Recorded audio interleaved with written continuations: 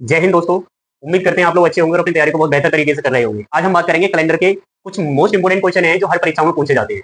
जैसा कि हमारी स्क्रीन पर आपको एक प्रश्न दिख रहा है कि हमारा देश भारत 15 अगस्त 1947 को आजाद हुआ, सप्ताह का कौन सा दिन था।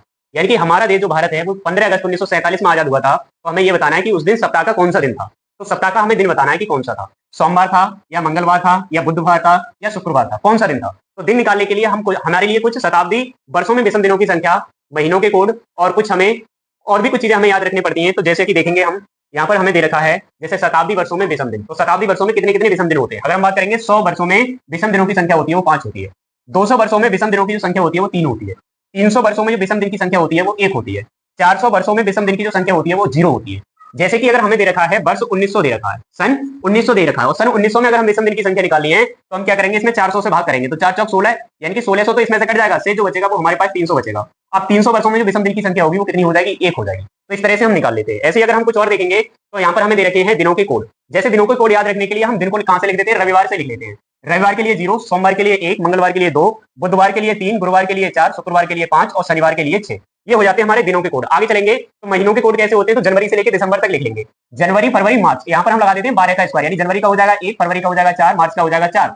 अब हम अप्रैल, मई, जून इनमें लगा देते हैं 0, 5 का स्क्वायर, तो ये कितना हो जाएगा, 0, 25 हो जाएगा। यानी अप्रैल का होता है 0, मई का होता है 2, जून का होता है 5। फिर हम 0, 6 का स्क्वायर कर देंगे, जुलाई, अगस्त, सितंबर का कोड हो जाएगा।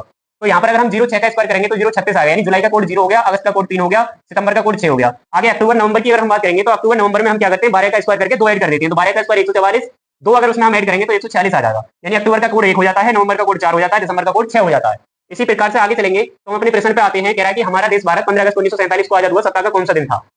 तो हम देखेंगे कि 15 अगस्त, तो 15 के लिए हम ऐसे लिख लेते हैं, अगस्त का जो कोड होता है वो 3 होता है और 1900 सन हमें 1947 दे रखा है। तो हम यहाँ पर देखेंगे कि सन 1900 में जो विषम दिनों की संख्या होगी वो कितनी हो जाएगी, विषम दिनों की संख्या 1 हो जाएगी। अब जो आगे 47 वर्ष रह गए, 47 वर्ष के लिए हम ऐसे लिख लेते हैं। 47 वर्षों में अगर हम लीप वर्षों की संख्या देखेंगे तो लीप वर्षों की संख्या निकालने के लिए 4 से भाग करते हैं। 4 से भाग करेंगे तो 11 बार पूरा पूरा जाएगा, यानी लीप वर्षों की संख्या कितनी आ जाएगी, 11 प्लस 5 हम अपनी तरफ से ऐड कर लेते हैं। यहाँ पर देखते हैं अगर संख्या जुड़ने के बाद 7 से कट रही है तो हम काट देते हैं। तो यहाँ पर हम देखेंगे कि 3 और 11 कितना हो जाएगा, 14, 7 से कट जाएगा। 15 और 5 कितना हो जाएगा, 20 और 1 21, ये 7 से कट जाएगा। तो हमारे पास बचेगा 47। 47 के लिए अगर हम 7 से भाग करेंगे तो 7 7 8 56 ज्यादा हो जाएगा, 7 5 35, 7 6 42। 7 से अगर हम काटेंगे तो 6 बार में 42 कट जाएगा, शेष बचेगा वो कितना बचेगा, शेष बचेगा वो हमारे पास 5 शेष बचेगा। और पांचवा जो दिन होता है वो सप्ताह का कौन सा दिन होता है, पांचवा, तो पांचवा दिन होता है शुक्रवार। क्या होता है, पांचवा दिन होता है शुक्रवार। तो हमारा जो देश आजाद हुआ था वो शुक्रवार के दिन आजाद हुआ था। थैंक यू, धन्यवाद।